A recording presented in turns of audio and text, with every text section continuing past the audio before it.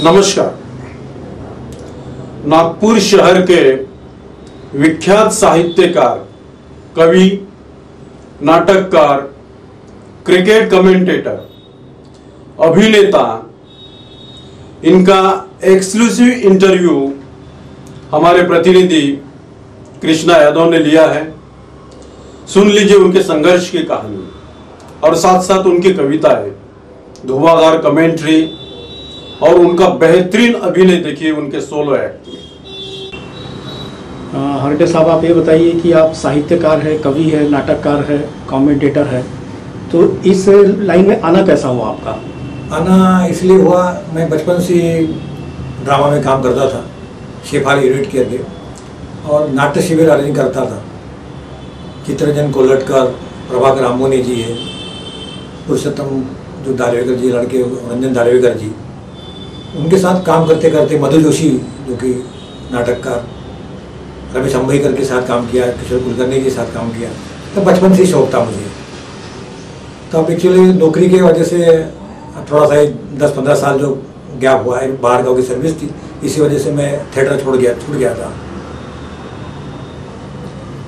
आप साहित्यकार है तो आपने पुस्तक भी लिखी है? साहित्यकार है, एक मेरी पुस्तक हुई है, लघुवर्ती का लघुकथा का रूप है। शॉर्ट स्टोरी आजकल का ज़माना है, इसी वजह से शॉर्ट स्टोरी में अच्छा, क्योंकि साहित्य समाज का दर्पण होता है और उस पर संदेश दे सकते हैं। उसी वजह से एक किताब लिखी है मैंने, लघुवर्तिया करके, और एक है सुविचार, जो कोटेशन संकलन है उनका वाला, अच्छे कोटेशन रख लेता, पढ़ लेता आदमी, गागर में सागर करके एक कोटेशन वाली किताब में भरी। सुविचार जो होते हैं अच्छे सुविचार, उसमें 551 सुविचार मेरे पास है, वो संग्रह। और तीसरी किताब अभी छपने वाली है, कविता की भी, खुद इंडिविजुअल वाली, वो भी वजह से थोड़ा काम चल रहा है उसका भी। आप नाटककार है, कलाकार है, तो आपने अभी तक कौन कौन से कार्य किए हैं? और एक तो काम किया मैंने नाटक अस्मिता, पहाड़ बूढ़ा हो गया, साई तेरे बंदे हम के डायरेक्शन भी किया है, पहला पहला प्यार है, अस्मिता, डोंगर माताला झाला, आणि रायगढ़ला जेव्हा जाग येते, ऐसे पिक्चर, संदेश नाटक में भी काम किया है। आप एक बेहतरीन कमेंटेटर है। हाँ, ये कैसे क्या आप में ये कैसे क्या अनुभव? हाँ, एक बात बता रहा हूँ मैं, बड़ी अच्छी बात है। मैं क्रिकेट खेलता ही था शुरू से, कुछ भी ट्रॉफी खेला, यूनिवर्सिटी भी खेला था। तो 9th क्लास में था बैठा, तो सुशील दोषी साहब हमारे कमेंटेटर करते थे, तो उसकी कमेंट सुनते थे। टीवी तो था ही नहीं उस समय की बात है, 1982-83 की बात। 83 में तो वर्ल्ड कप शुरू हुआ था, उस समय नया नया टीवी आया था, कलर टीवी समझ लीजिए वो। तो भी दूसरे के यहाँ से मैं देखा घर पे, अरे मैच वर्ल्ड कप जीता था कपिल देव में। तो 79 में पीछे बैठा था, मैं था बैक बेंचर था, मैं आराम से बैठा था, और मुझे बड़ा शौक था हंसी कॉमेडी करने किसी के साथ। तो वो कॉमेडी की नकल मारता था 9th क्लास में पीरियड में, तो बड़ी अच्छे लगते लोगों, बच्चे बड़े खुश होते थे, वहाँ कॉमेंट्री अच्छे कर रहे। संदीप पाटिल, यशपाल शर्मा जो भी गुजर गए हैं, वो विश्वनाथ, तो वो कॉमेंट्री करता था, बड़ी अच्छी लगती थी, सेम उनकी कॉपी करता था, एक मिमिक्री जैसा करता था। ये शौक बढ़ते बढ़ते गया। फिर अभी क्या करे, भी 2012-15 के बाद एक जगह मुझे समाज कल्याण विभाग की कॉमेंट्री थी, तो वहाँ पे मुझे मौका मिला, वो समाज कल्याण महाराष्ट्र शासन में। इसी वजह से वो कॉमेंट्री शुरू की, तो वो आज तक चलती आ रही है। मैंने अभी तक 340 टूर्नामेंट की कॉमेंट्री की है। हर जगह मेरे नाम गूंजते हैं, अरे बोले टक वाले करके कॉमेंटेटर करके हर एक गूंज। ऐसा कौन सा भी मैदान नहीं है जहाँ मैं कॉमेंट्री नहीं की होंगी। वीसी से लेकर अपने वाला यहाँ का वीसी जो कुछ समझाता हुई, बिशप काटो के मैदान में हो गया, मेको सभा के मैदान में हो गया, रेशिम बाग में, बिंदर सिटी कॉलेज में, इवन पांडव कॉलेज के भी, जितने बड़े बड़े मैदान हैं जो कॉमेंट्री कर सकते, वहाँ पर बड़े बड़े जो टूर्नामेंट होते हैं, डॉक्टर बाबा साहब अम्बेडकर कॉलेज के मैदान में 7-8 बार कम से कम टूर्नामेंट की होगी, हर एक समाज की है। ऐसा कोई समाज छूटा नहीं मेरे हाथ से कि मैंने कॉमेंट्री नहीं की है। लोगों को पसंद आते बड़ी, ये बोले, मैं बोला ये मेरा टाइम नहीं मेरे पास। कभी कभी ऐसे होता है कि नहीं सर आपको आना है, फाइनल टूर्नामेंट के लिए रायपुर में किया, इंदौर में किया, इटारसी, होशंगाबाद में कोई कमेंट्री की मैंने। और जब 2015 के बाद यहाँ पर आने के बाद नागपुर में, फिर नागपुर में मेरा रेगुलर शुरू होता रहा है। हमारे दर्शकों को कोई एक आध डेमो बताएंगे आप? नमस्कार क्रिकेट प्रेमी, मैं सुरेंद्र हरडे, नागपुर से क्रिकेट कमेंटेटर, जो कि निरांश ट्रॉफी हुई थी और आखिरी गेंद पर दिनेश कार्तिक ने जो छक्का लगाया था, उसका वर्णन मैं करता हूँ, जो कि प्रेमदासा स्टेडियम में टॉस जीता भारत ने और पहले गेंदबाजी करने का फैसला लिया, आमंत्रित किया था बांग्लादेश को। अंतिम मुकाबला निधन पार का। इसी के साथ बांग्लादेश की पहले बल्लेबाजी करते हुए 166 रन बनाए थे। युजवेंद्र चहल ने 3 खिलाड़ी को आउट किया था और उदागंज से 2 खिलाड़ी को आउट करके पहले भेजा था और चुनौती दी थी भारत को 167 रन के जीतने की, 167 रन विनिंग टारगेट। देखिए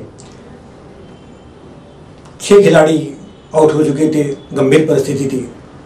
रोहित शर्मा ने 56 रन बनाए थे, शिखर धवन ने 26 रन बनाए थे और आउट हो गए थे।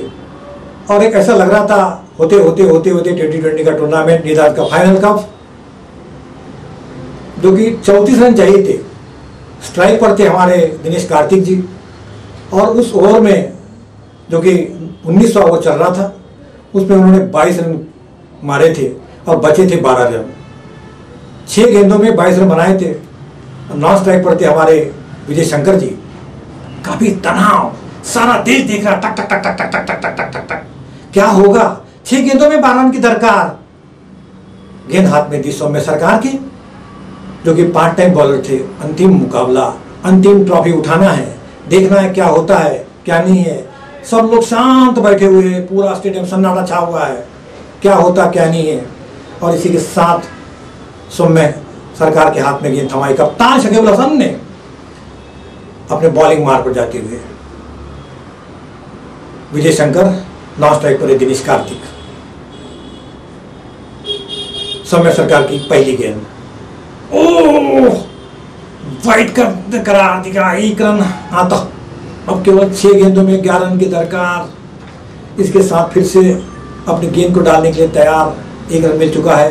अभी 6 गेंद में चाहिए 11 रन। पिछले गेंद mid wicket, long on long off.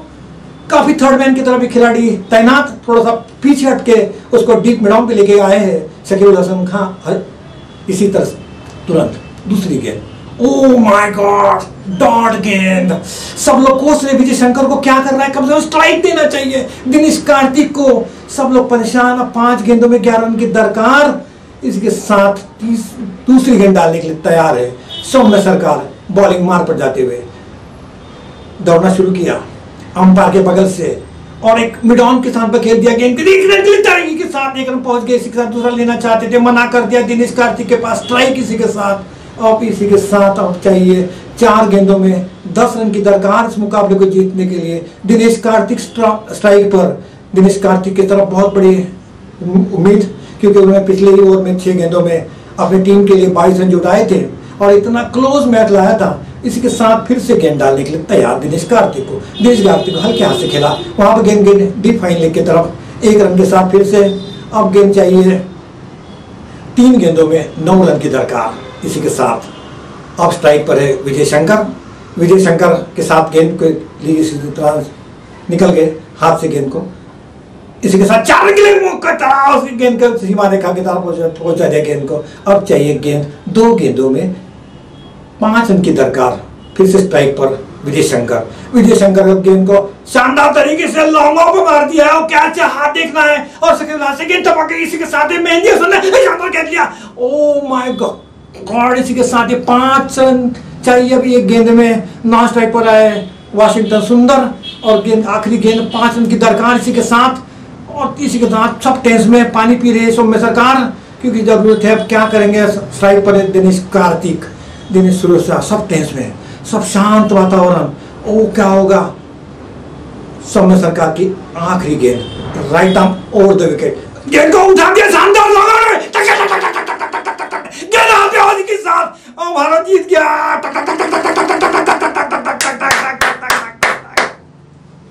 नमस्कार। आजकल पर्यावरण, पेड़ों की कटाई हो रही है।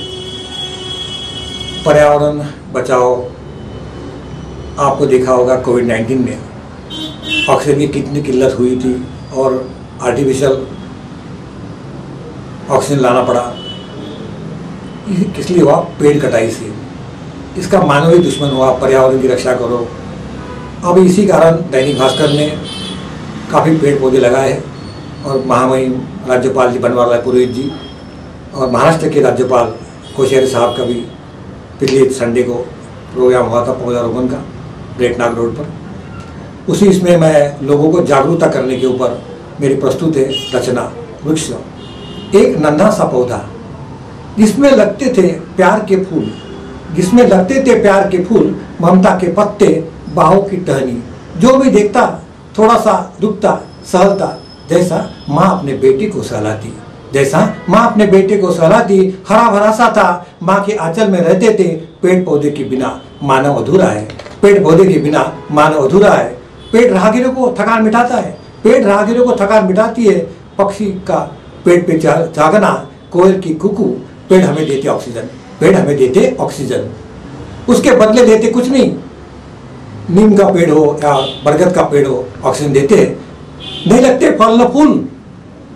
परिंदों ने भी बदले घर अपने, आजकल परिंदों भी कहाँ बैठते पेड़ पर, परिंदों ने भी बदले घर। मानव हो गया है स्वार्थ, उर्सी कर रहा है अनाप शनाप कटाई, पहुंचाता नुकसान पर्यावरण, पहुंचाता नुकसान पर्यावरण। ऐसा ही रहा तो मानव को नहीं मिलेगा प्राणवायु, ऐसा ही रहा तो मानव को नहीं मिलेगा नैसर्गिक प्राणवायु। वृक्षों को बढ़ाओ, पौधे लगाओ, वन संपदा को मानव की है जरूरत, वन संपदा की मानव को है जरूरत। हर आंगन में पेड़ लगाओ, कर दो भारत को भूहरा। दोस्तों, कोविड-19 की वजह से शादी में ज़्यादा लोग बुलाती नहीं आजकल। पहले के ज़माने में शादी होती 2-2, 4-4 हज़ार लोग आते थे, और जैसी खाना खाने में जो भीड़ उमड़ती थी, उसका एक मैं आपको वर्णन कर रहा हूँ। एक शादी की हालत बयान करता हूँ, क्या क्या हाल होते हैं हस्बैंड वाइफ के। प्रस्तुत है एक हास्य कविता, एक शादी की हालत करता हूँ बयान, एक शादी की हालत करता हूँ बयान।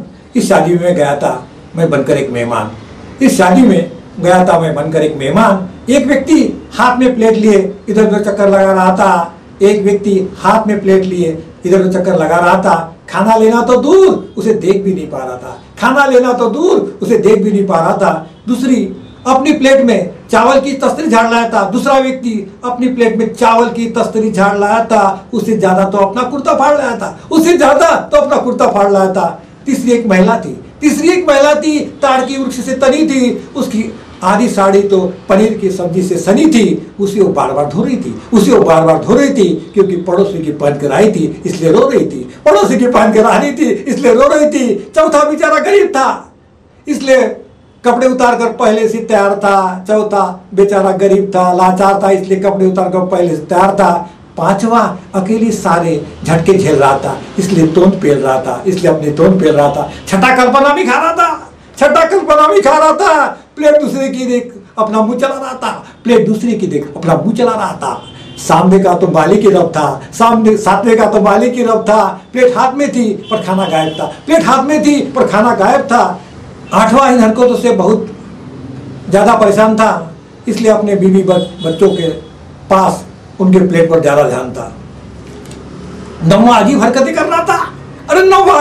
कर रहा था, मुश्किल से मिला खाना अपनी जेब में ठूस के भर रहा था, घराती को देखकर सारा तमाशा देख रहे थे, बाराती बेचारे 4 कदम दूर थे। घराती तो सारा तमाशा देख रहे थे, बाराती बेचारे 4 कदम दूर थे। ये नज़ारा देखकर एक पति ने अपनी पत्नी से धीरे से कहा, माय डियर डार्लिंग, सही सलामत लौट चले। पत्नी बिगड़ गई, बोली पता नहीं किस बेवकूफ के पल्ले पड़ गई, अच्छा होता किसी पहलवान से शादी करना चाहती, कम से कम भूखी तो घर वापस न जाती। तुमसे शादी करके बड़ी पछता रही हो, जीवन में पहली बार भूखे पेट किसी शादी में भूखे पेट जा रही हो, जीवन में पहली बार किसी शादी से भूखे पेट जा रही हो। देखिए, आजकल अत्याचार नारी पर हो रहा है। ऐसे ही एक गरीब पिता की बेटी, अकेली लड़की, उसके ऊपर ठाकुर जो है कैसा अत्याचार करता है और मार डालता है। अपनी बेटी के लिए कैसा एक पिता तड़पता है, प्रस्तुत है मेरा एक सोलो पीस।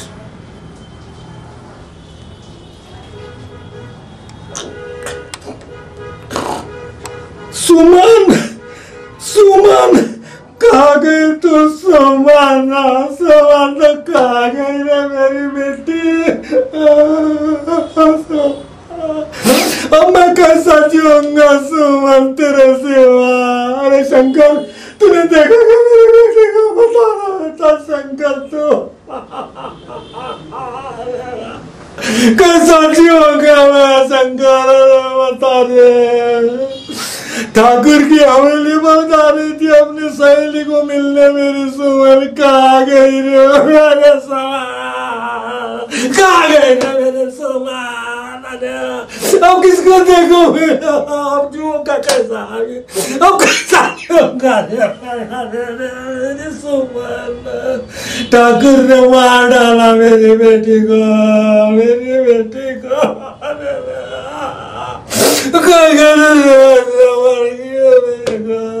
मेरी अकेली बेटी थी, क्या सपने संजो के रखे थे मैंने। मैं अपने बेटी को दुल्हन के रूप में देखूंगा और विदा करूंगा, सब पूरे चकनाचूर रे, चकनाचूर।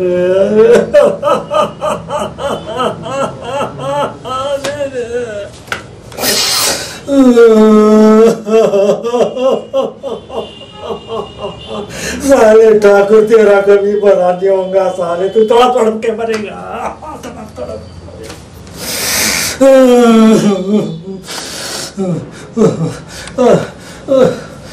क्या करो, अब क्या जीऊंगा, नहीं करूंगा। अरे शंकर, अरे शंकर, जो हुआ अब कैसा हुआ मेरे साले ठाकुर। तेरे को कितना कहता था रे, मैं फूल देने जा रही थी ठाकुर की हवेली पर, वापस ही नहीं आई। कभी ना कहीं का ठाकुर, तेरा पूरा हो जा हमेशा के लिए।